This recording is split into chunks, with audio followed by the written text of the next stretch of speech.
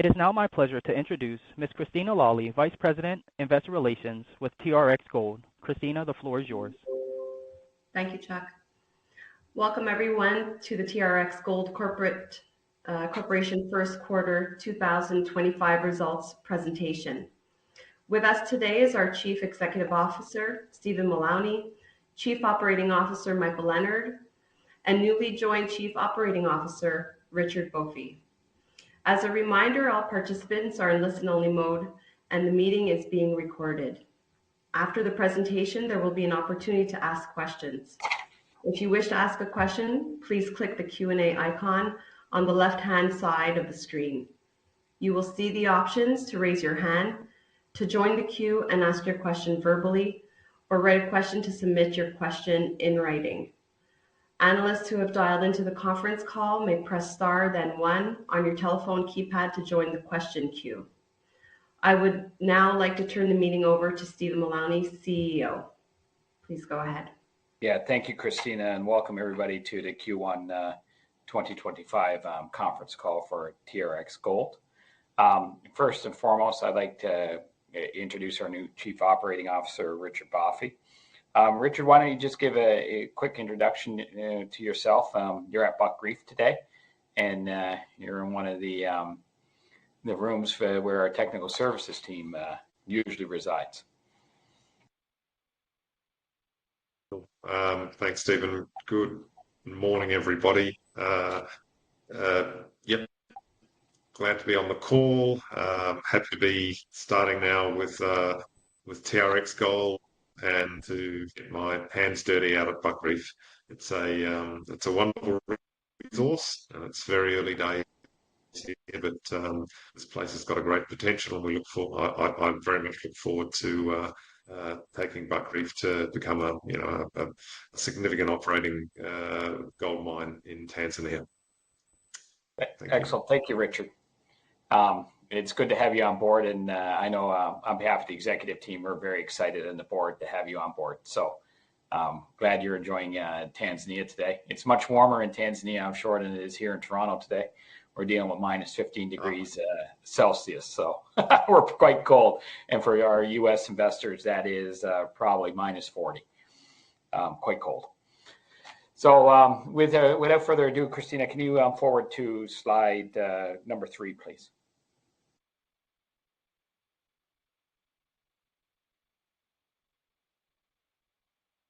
There we go.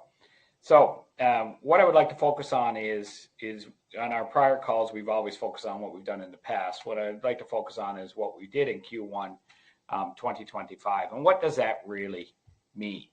So in Q1 2025, as we, in our press release, indicated, we had a lower grade profile than we had in Q1 2024. So what that did is the lower grade profile means there's less gold going to the mill. And that's normal in a single asset mining company where you'll go through periods of lower grade profile, higher strip ratio, and then get into periods of higher grade profile, lower strip ratio over time. The gold is where the gold is. You can't influence it. You have the influence in the way you go about mining it. And a mine plan is set up to maximize net present value over the short, medium, and long term. But in that lower grade profile that we had in Q1, the takeaways that I take away from that is the expanded plant has come online, has reduced cost per ton, particularly in the operating cost basis, by over half. We are still, even at a lower grade profile and a lower recovery rate, which goes hand in hand, given the metallurgy that Buckreef for, we're still a very low cost asset. So what does that really mean? It means as we continually explore and find more and more resources, Buckreef will be more and more profitable. So if we can find higher grade resources and bring them into the mine plan, such as what we have looking at Stamford Bridge, what we've had at Anfield, and put the drill bit in and expand those over time, more than likely, those are going to come in and be even lower cost than what we processed in Q1 2025. Our grade profile in Q1 2025 was below the average grade of the deposit at about 1.25 grams a ton versus 2.5 grams a ton in Q1 2024. So what we've proven out in Q1 2025 is that this is a low-cost asset. And with that, the focus needs to be now on expanding the resource and expanding the production profile over time. As more and more resources come into the mineable resource category, that means we can continually expand processing. But there's a balance between what's available from a mining perspective and the processing capacity size and bringing on those new exploration resources over time. And the balance in that is our current business plan is to take cash flow from operations, which is very healthy again in Q1, given where the gold price was, given the lower operating costs, and continually reinvest it into our business to continue to grow. I'll pause there, Mike. Any comments that I missed out there from a high-level overarching business proposition perspective? No, that was really it, Stephen. I mean, just to reiterate, we've been talking about this for some time now, but we've been explaining that this is a scalable operation whereby we can grow the business without adding a whole heck of a lot of additional overhead. And Q1 was really the first full quarter operating the 2,000 ton a day plant at capacity, and consequently, to your earlier point, we saw a real benefit in operating costs, particularly processing cost per ton, which has come down by over half. And again, reinforces the fact that this is a low-cost, high-margin operation. Exactly. So next slide, please, Christina. So again, the business plan remains intact. It's been proven out even further in the fact that we could do this even at a lower grade and lower recovery rate and continually move the football down the field, as we would like to say in America, or where Richard's from in New Zealand, put runs on the board. And so the continue business plan is to continue the expansion over time. We're in current planning phases for that now, and to continue to have a drill bit in the ground for further exploration and growing of that resource to bring into the business plan over time. Next slide, Christina. So with regards to what Q1 looked like, we had equivalent production as Q1 2025 with half the grade.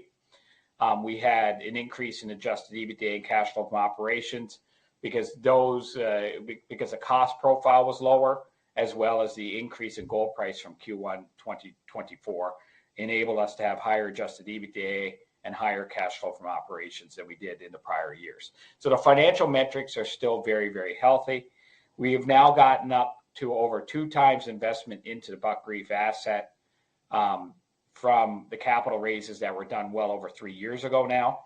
And so the business plan, although slow at times, and it feels slow to us at times, has been proven out, and it is prudent capital management, minimizing shareholder dilution to this point in time, and will continue to expand the operations as well as the exploration drill bit. As I mentioned, right now, the investment is going into the stripping campaign that's necessary to open up the further parts of the ore body that has a higher head grade.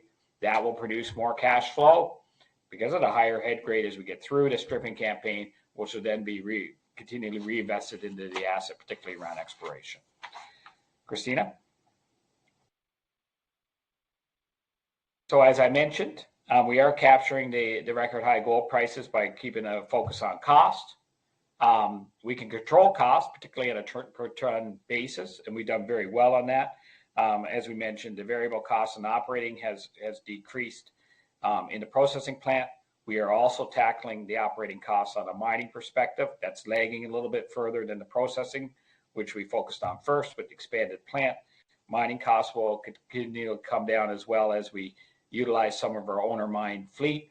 That fleet right now is being utilized to expand what I'll call infrastructure, which is tailings facility and other types of facilities in.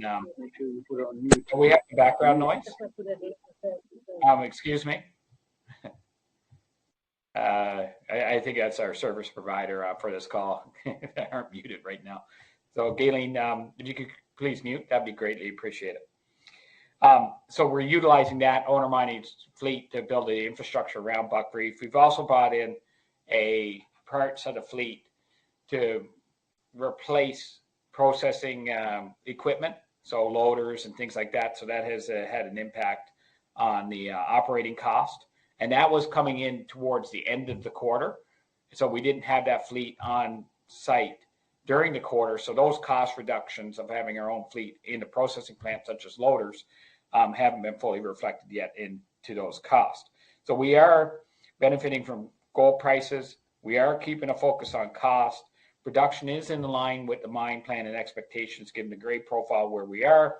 We are benefiting from the economies of scale of the asset, and we are continuing to have some good drill hole and exploration success, particularly around Stamford Bridge, which has brought us record drill hole results at Buck Reef.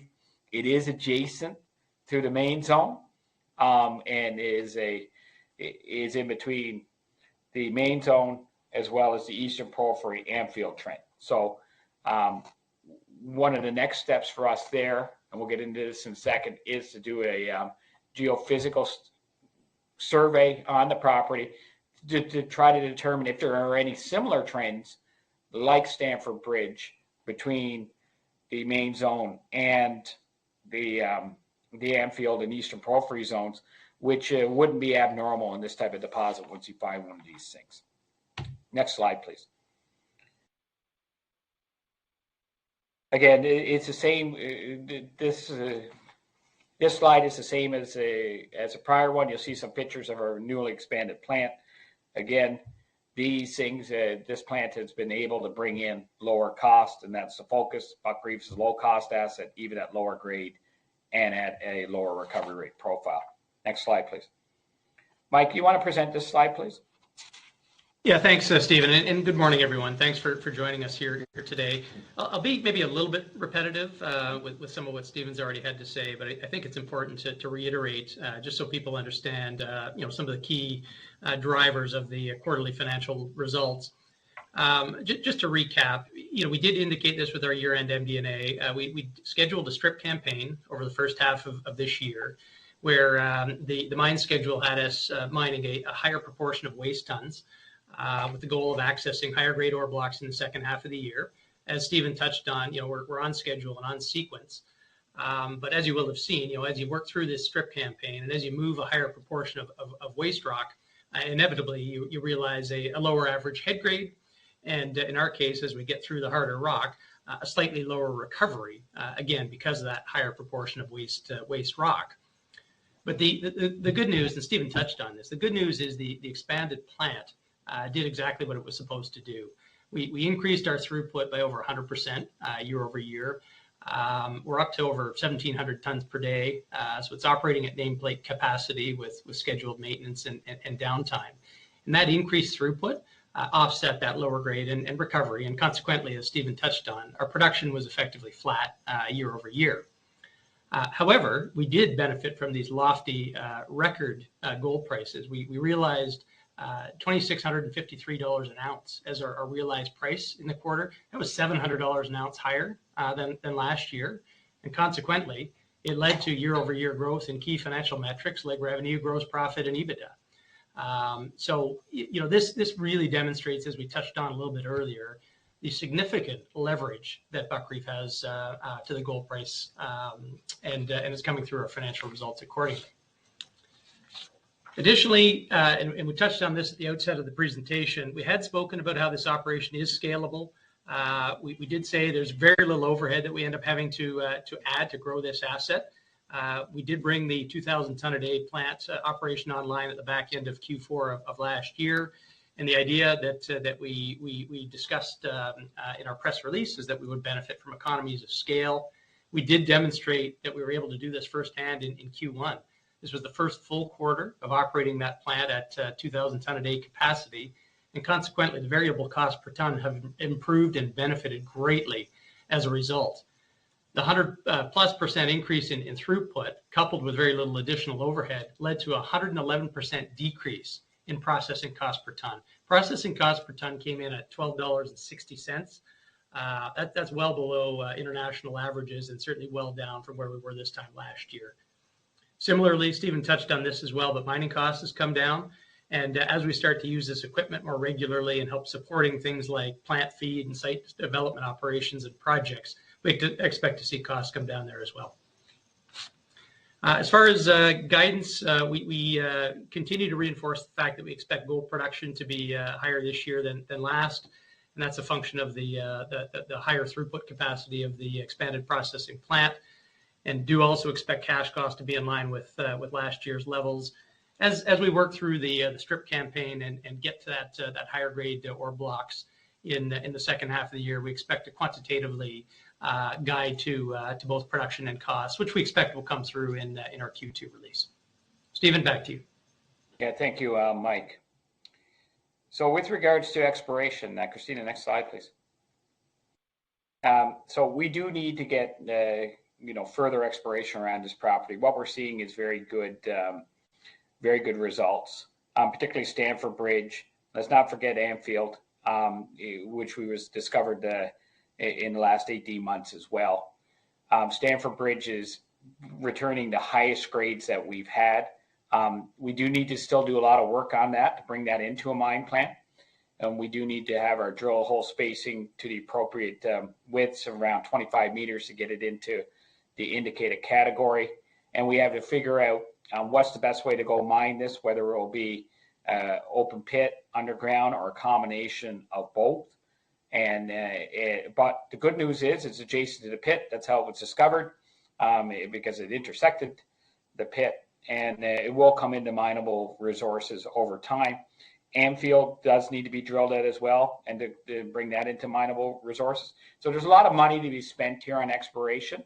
Right now, we're focused on getting the cash flow from operations up after the stripping campaign, and then we'll come back to the market with what we expect to be doing on a drill hole campaign and how many meters we expect to put into those areas.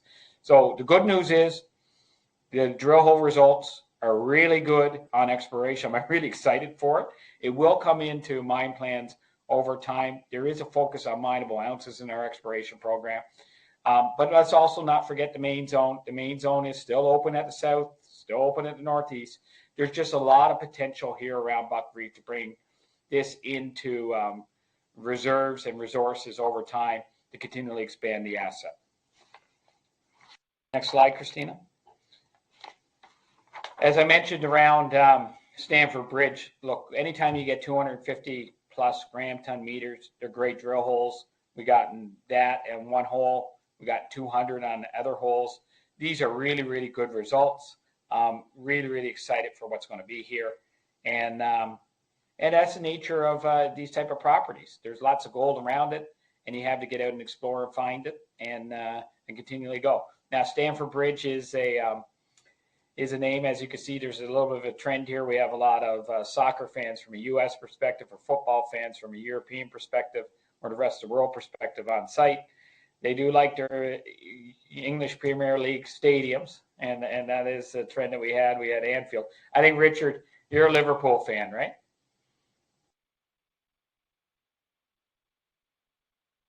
Yeah, you made me come off speaker for that. That's correct. Mm-hmm. That's correct, yeah. Unfortunately, Stanford Bridge is Chelsea, right? Yeah, but it's a good stadium. It's a good stadium, exactly.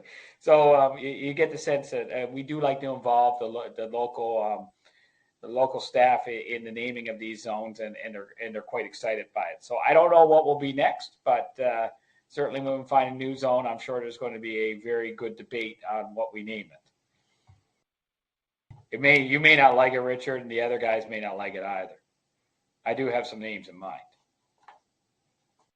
I'm not a geologist, Stephen. These things are not too much of a problem for me. Exactly. So we look forward to more drill hole results as we go forward.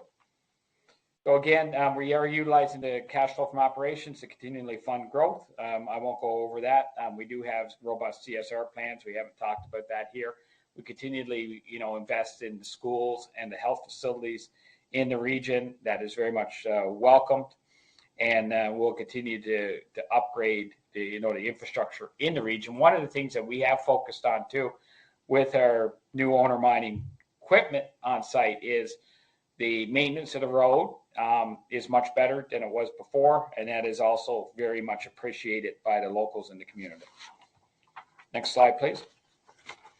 Capital structure. Again, we did, I believe, in December, we're looking at what has happened to our share price. We have hired in the past people to look at short sellers and things like that, similar people that other companies have hired. We also have, I believe, and we'll look at this analysis in January, quite a bit of tax loss selling in the December period as well, and we're starting to see a little bit of a recovery from that.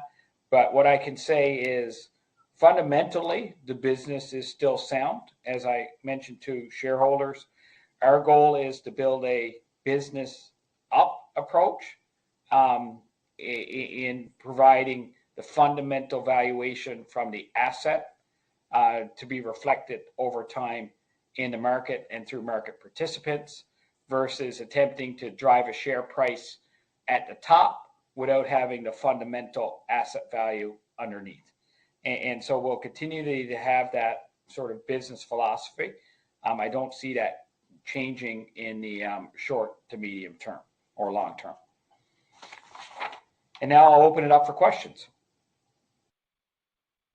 Thank you, Stephen. If you wish to ask a question, please click the Q&A icon on the left-hand side of your screen. You will see the options raise your hand to join the queue and ask your question verbally, or write a question to submit your question in writing. When you are introduced, you may see a prompt on screen asking you to click to continue. You will be live in the call and may speak as soon as you are announced. Analysts who have dialed into the conference call, please press star then 1 on your telephone keypad to join the question queue, and we'll pause for a moment as participants join the queue.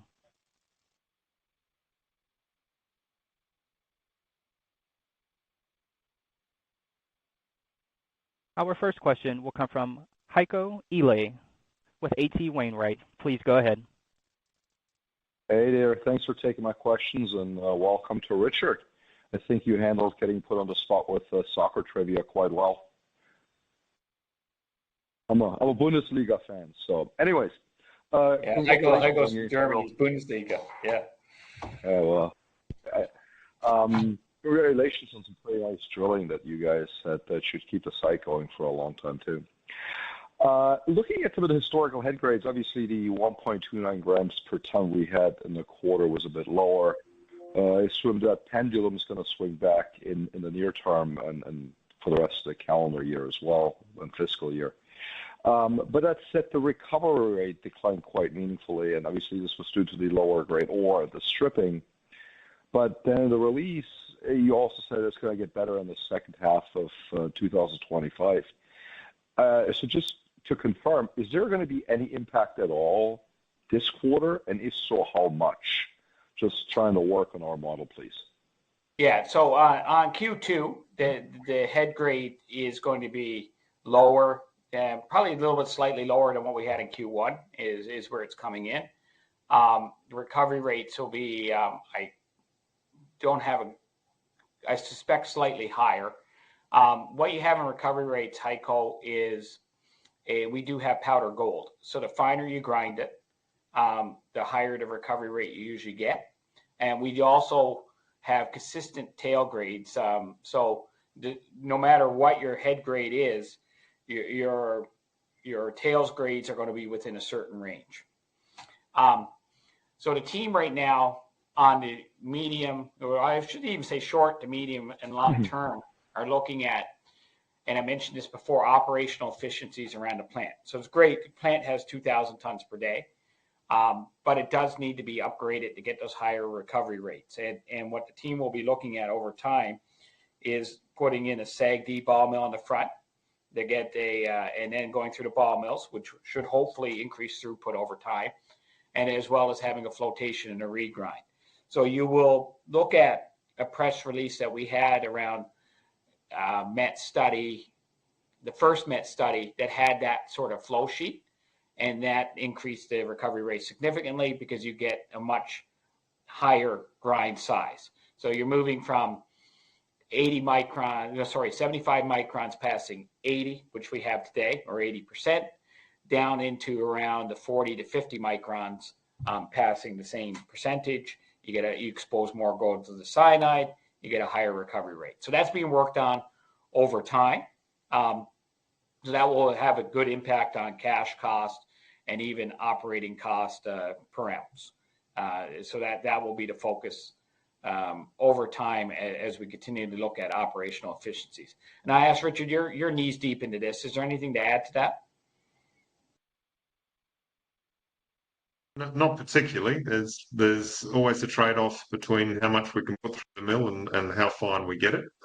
So there's always a continual optimization process going on at an operational level. But the big drivers are will really drive recovery up is to put a flotation circuit in, correspond that with a finer regrind circuit for that concentrate, and then expose that to good cyanide levels, and you'll see recoveries coming up well into the 90s.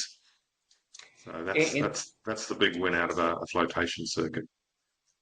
Correct. And so with regards to head grades, Heiko, the head grades are anticipated to improve quite dramatically in Q3 and Q4 of this year as we move through the strip campaign and get to the southern parts of our pit.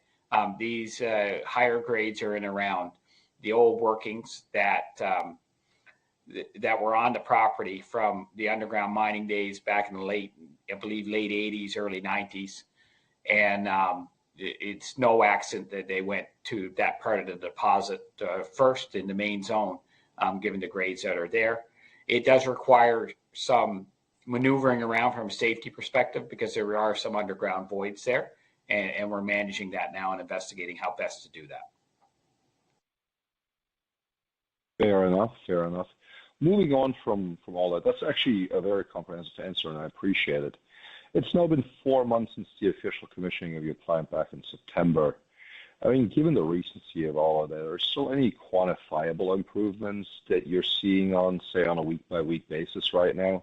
You've hinted at some things in your prepared remarks earlier, but I mean, maybe just some granularity you can provide the analysts and investor community, please. Yeah, so some of the things, the crushing circuit is now up and running at full capacity. And so there have been some tweaks to that on screen size, on shaker decks, as well as, making sure that we get the liners on time and what liners to order. And part of what I mean there is we now have an understanding how quickly liners wear out, those sort of things. So those operational sort of efficiencies are now in the crushing circuit.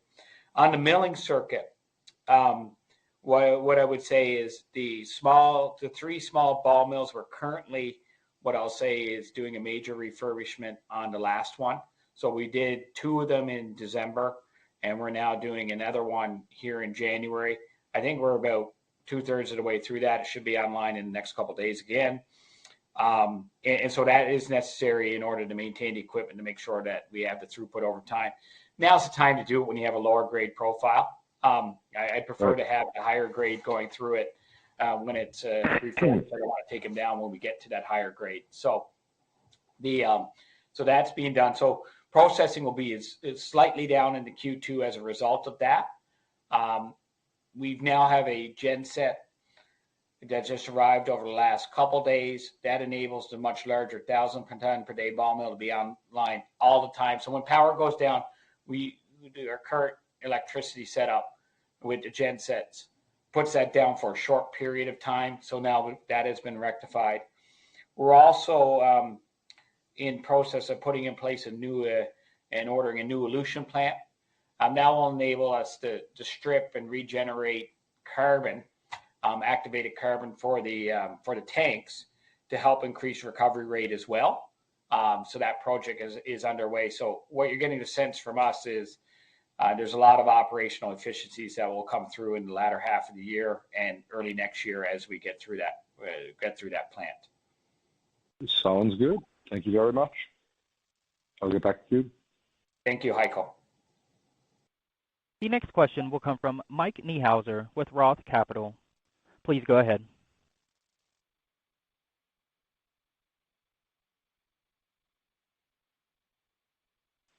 Stephen, can you hear me okay? Yeah, I can hear you fine, Mike. How are you doing this morning? Good, thank you. With regards to a flotation circuit, what would be the timing of that, assuming that you decide to move forward with it? And how much of that could be funded, do you think, internally? Yeah, so the current thing is we are looking at that, and I suspect that will be a 12-month project, roughly, because there's lots of components and lots of moving parts to it. And we'll come to the market over time when that is upgraded. With regards to financing of that, look, Buckreef now has over $17 to $20 million of adjusted EBITDA. We'll move up that more quickly by more than likely debt financing that. We're in discussions with debt finance providers for that now. Okay. And with regards to Stamford Bridge, I can't recall how that discovery was made. As if it kind of showed itself in the pit wall. It seems like when I was out there was some higher grades in that area where that might be coming in, but I may be wrong. But how was that discovered, and how soon could that come into the mine plan? It was discovered two ways. One was we sunk a metallurgical hole in order. No, sorry, it's not the metallurgical hole. We sunk the geotech hole in order to determine what the pit slope angle should be, and there was gold in that particular geotech hole. And then when you looked at where the geotech hole was, and you looked at the side of the pit, you could see it. And so that's how it was discovered. And then we put in some drill, exploration holes, and it came up fairly well.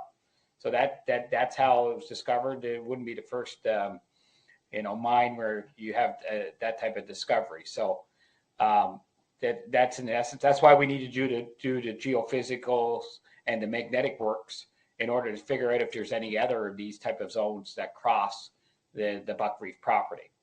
What was the second part of your question there, Mike? Yeah, how soon could it be? Because my thought was that the fact that you could see it on the side of the pit, it seems like you don't have to go deep to get at least some of the goodness out of it.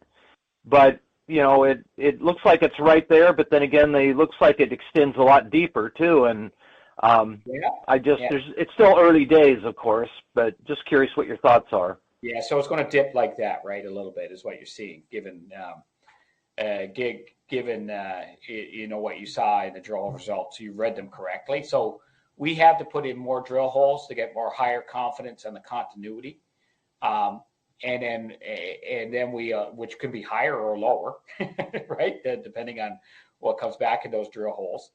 And then we have to figure out what's the best way to mine it, whether it's going to be open pit for part of it, underground for another part of it, and bring that into resource. I think we're at a stage now where we conceptually start looking at these sort of scenarios, but we're not at a stage to move it into the mine plan yet.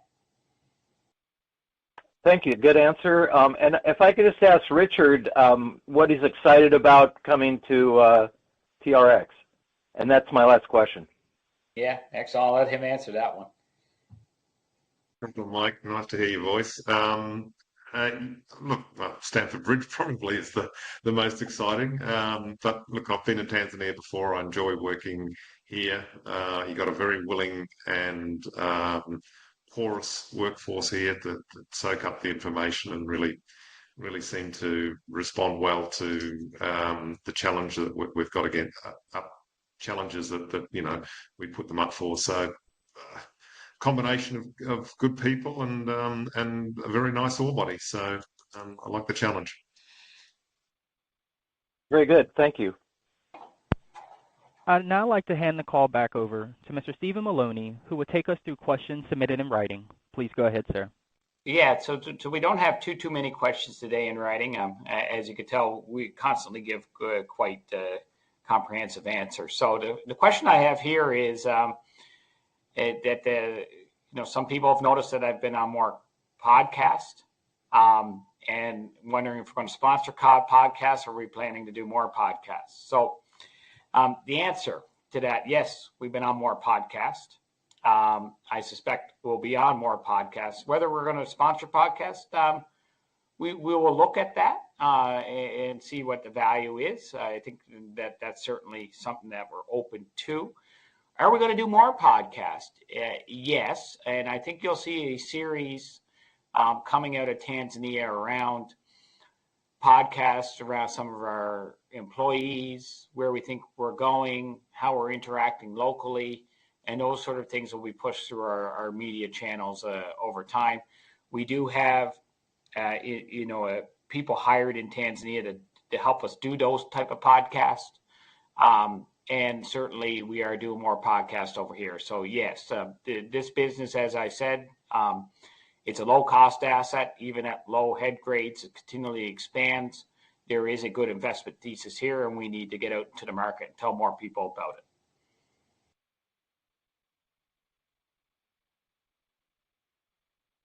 I think that's it. Trying to see if I got another. I think Greg's on the line. Chuck, if you could put him through, that would be great. Yes, sir. Yeah. We have Absolutely. Mr. Greg Weaver with Invecta Capital Management. Please go ahead. Hi. Thanks, guys, for giving me the opportunity here. Yeah, Greg, how are you? Good. Just two quick questions. Is the head grade mainly a function of oxide versus sulfide ore body? No, head grade is just a function of there's different grades in different parts of the deposit, and you got to mine it in a sequence. Okay. And could the plant in its current state handle 100% sulfide ore? It's not ideal. Certainly, we would prefer to have the flotation circuit in place before that. And what happens in the plant is you have your activated carbon in your tanks, and you want that carbon to be floating in the tank. So you want a viscosity in the tank that's very good. So the ideal mix is about 10 to 15% oxides and the rest sulfides, and you can get the flotation of your carbon to be decent with that, and that's kind of how we feed it today. So there's enough oxides around the property to do that. Right. You answered it. That was my next question. Okay. Thank you very much. Yeah. Thanks, Greg.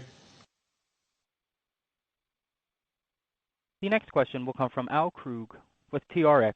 Please go ahead.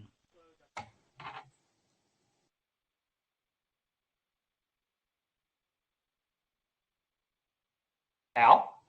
Mr. Krug, your line is open.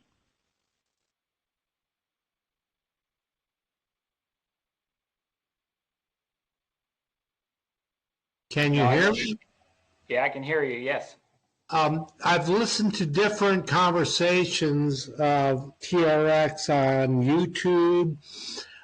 Is there a spot where we can go and where these different conversations, webcasts can be accumulated where a shareholder can go to?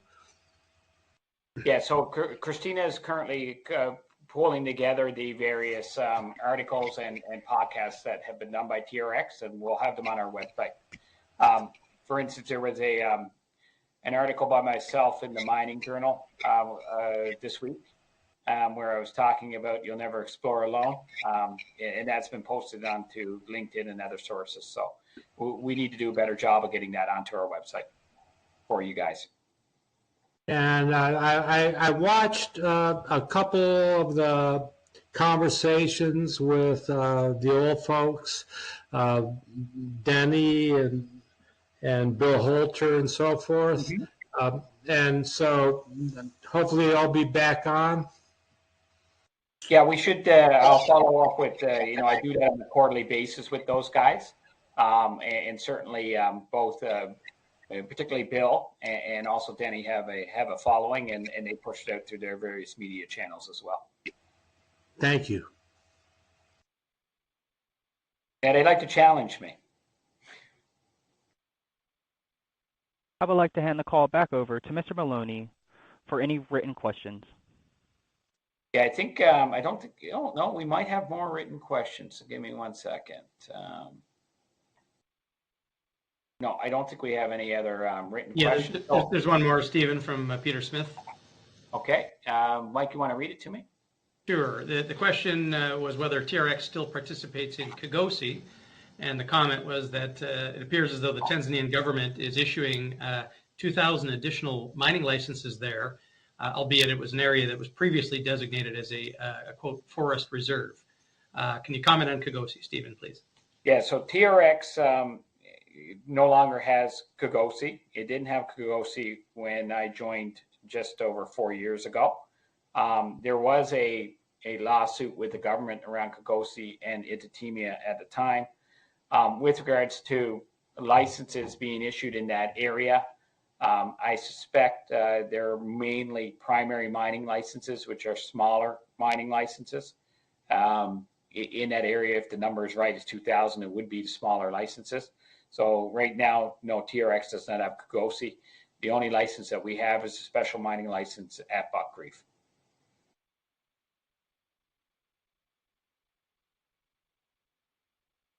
David, I think that answers all the questions that were both in the queue on voice and text. Excellent. Well, thank you. Thanks everyone for joining today. I'll leave you with this. In a single mine asset, you have to move through lower grade profiles at times, as well as a stripping campaign. That's normal.